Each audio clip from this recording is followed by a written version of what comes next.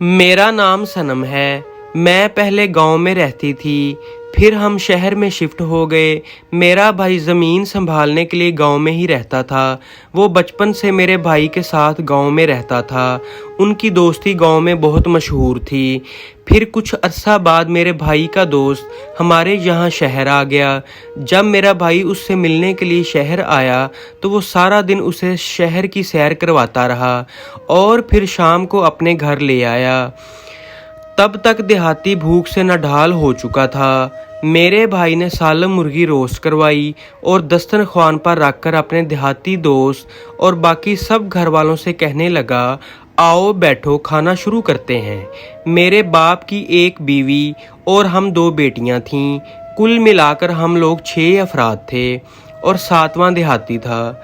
जब सब लोग दस्तरख्वान पर बैठ गए तो मेरे बाप ने देहाती को शर्मिंदा करने के लिए कहा कि चलो अब तो सब अफराद हैं, मुर्गी तकसीम करो, क्योंकि अब्बा जान जानते थे कि भाई के देहाती दोस्त ने सालम रोस्ट की हुई मुर्गी पहली बार देखी है। देहाती ने माजरत करते हुए कहा कि उसे खाना तकसीम करने का तजर्बा नहीं है, लेकिन अब्बा जान किसी सूरत में भी मान नहीं रहे थे। आखिरकार देहाती मजबूर हो गया और उसने मुर्गी तकसीम करना शुरू कर दी और अब्बा जान से कहा, चूँकि आप घर के सरबराह हैं इसलिए सर वाला हिस्सा आपके लिए मुनासिब होगा। ये कहकर उसने प्लेट में रख दिया। फिर कहने लगा, आपकी बीवी आपकी फर्माबरदार है और हर काम में आपके पीछे खड़ी होती है, इसलिए इसने मुर्गी का पिछला हिस्सा काट कर अम्मी जान की प्लेट में रख दिया। फिर देहाती की मेरे 2 भाइयों पर नज़र पड़ी और अब्बा जान से कहा कि बेटे वालदैन का बाजू होते हैं, इसलिए उसने मुर्गी के दोनों बाजू काटकर दोनों बेटों के एक एक दे दिया।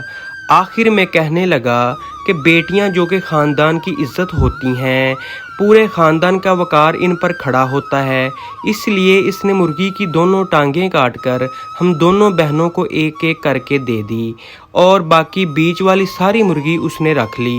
अब्बा जान की बोलती बंद हो गई। देखते ही देखते देहाती ने सारी मुर्गी डकार ली और अब्बा जान को हैरान और शर्मिंदा करके गांव वापस चला गया। उस दिन अब्बा जान को इस बात का यकीन हो गया कि कभी भी किसी को खुद से कमतर और हकीर ना समझो, क्या पता वो तुमसे ज़्यादा अक्ल रखता हो।